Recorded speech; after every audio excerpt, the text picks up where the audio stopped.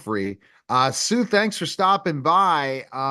Really excited to chat with you. You have an amazing story in so ways. So let's talk about your background first. Okay, well, I'm a frustrated athlete who turned into a coach to stay into the sport.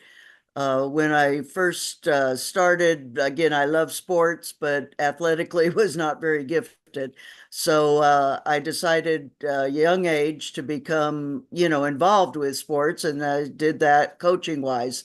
And back then, of course, women in coaching and women in sports was not necessarily an activity. So I had to kind of push my way in through things and learn by do and hang around male coaches to learn about the sport and so forth. And so luckily I had some good mentors and people who, were respective of that. And so started with the AAU club team with girls track and field, and then it grew into coaching at Arizona State University when Title IX came in.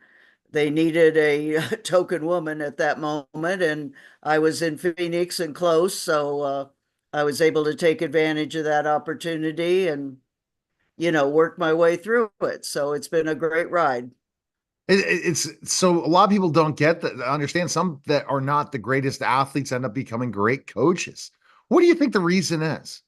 I think because things did not come easy for us athletically. In other words, we didn't just run fast or jump high. We had to learn, or we've had to learn how and why that makes an athlete do that. In other words, we had to learn the basic techniques. We had to learn the energy systems, where a gifted athlete goes out and just does it. And many times a gifted athlete, and a generalization obviously, is not always the best coach because it just happens for them and they don't always know why.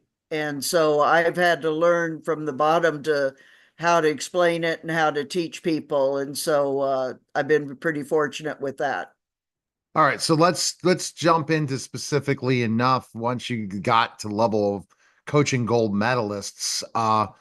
Why leaving that field to coach other people in other ways? Kind of explain, yeah, what you're doing now. Well, coaching a gold medalist was a progression over the years. I mean, that was 1996, but it started in 1990. And so actually, Charles Austin, he approached me at Madison Square Garden at an indoor track and field meet, and actually approached one of the athletes I was coaching and said, "Can I come and practice with you guys up at University of Texas?"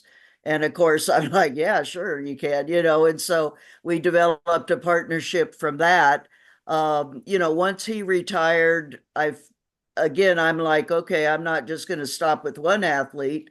You never know where the next one is going to be. And so even though I was teaching full time or being in a middle school administrator full time, I still kept coaching after practice or after school. And so worked my way up with that and got some other athletes and actually had another athlete, a high jumper on the 2021 Olympic team in Tokyo.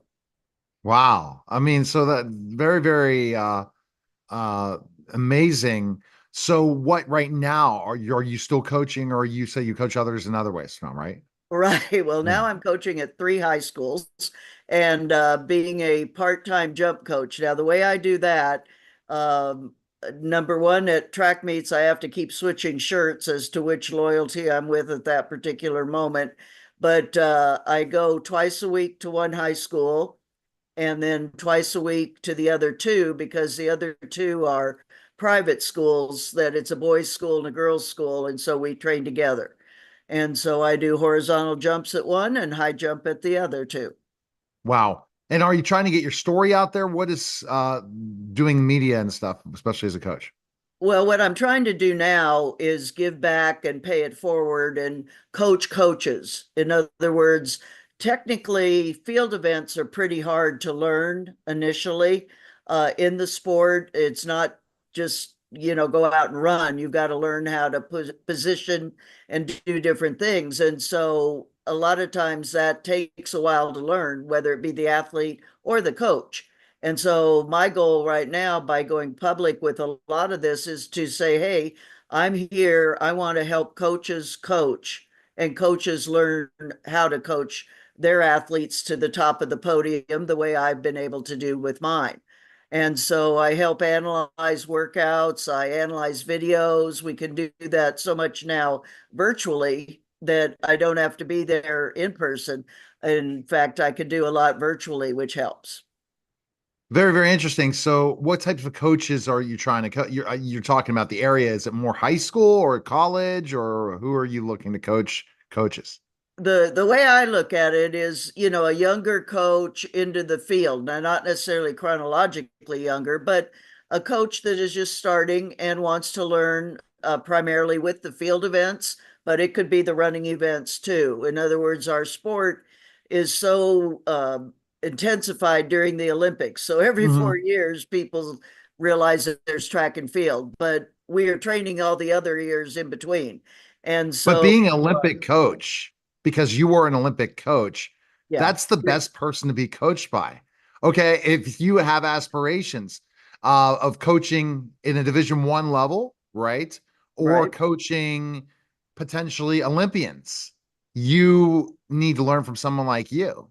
That's where I I would think. hope, yeah, definitely. I mean, I can tell you the background and the back stories that maybe aren't just what you get out of a textbook or off of a training DVD. It's the background, the mental preparation, the physical preparation, that all goes into it. And I definitely have been there. I'm a three-time Olympic coach, and so seen a lot, and so a lot of good and a lot of not so good. So I want to keep Is it promoting male athletes or female? Both for both, coaching. both. And Both. actually, now I'm working with what's the division called Masters athletes also, which Wow. are the 30-year-old plus. And so, they have a whole program for them. It might not be the Olympics that we watch on TV, but it's still where they are pushing themselves to reach the top. I'm excited for you what you're doing. It's such a uh interesting thing because think of the big business that is track and field, and then also the big business when you talk about the Olympics, but also Division 1 sports, especially because of Title IX and women's sports in general. You're seeing such a growth. How hard is it to be a high school track and field coach and get to D1? How challenging is that? Right now, it's very hard because the NC2A is changing so many of their procedures weekly. We were on a call last night and we were just, flabbergasted at the quickness of some of these rule changes. So if you're an aspiring coach that want to work up to the next level, number one, high school coaches are your basic foundational coach. There's nothing wrong with being a high school coach. In fact, that's where we need a lot of our better coaches, is to set that good foundation and to provide the basic beginnings for every athlete. Um, Sometimes it's who you know, how you work your way through it. I would say don't always aspire to be one of the top five schools. Work your way up. Go to a Division 2 or a NAIA Division 3. Work your way up through the programs. and And and that so, and volunteer, do whatever you can, but that's part of what your coaching is then, right? right, Correct, right. is Well, helping them through that process, and having a right. mentor like you is going to help. And I'm sure you have contacts as well once you see that growth of that person, right? Exactly. And with the athletes too, I have so many contacts to help them get their foot in the door for scholarships. I mean, that's the other thing is now with the new rules, there are a lot of different scholarship implications at all levels. So I can help coaches get in the door, but I can help athletes get in the door Oh, too. that's got to be a big business in itself. Oh my goodness. Right, So I didn't right. know. So you are also working with the parents and the athletes to get them to D1 schools or D2 or wherever and scholarships. Exactly. Last 4 years, I've been able to get college scholarships for athletes I've been working with.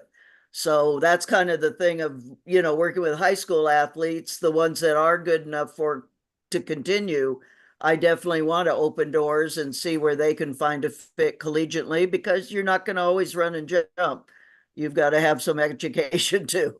Well, and being Olympic athlete doesn't mean you're going to your career's over. It's just the beginning. You need the education. So appreciate that. Thanks again, Sue. That was great stuff. Do you have an offer for our listeners and viewers that are people that might have uh, athletes either in college that are looking to go ahead to the next level and get a scholarship on the track and field end, or also coaches? So where can we go? What's the offer? Right. Come over to my website, which is SueHumphreyCoach.com, and click on there and let me know you're interested. Tell me a little about you and we'll hook up. Definitely. All right. Thanks again, Sue.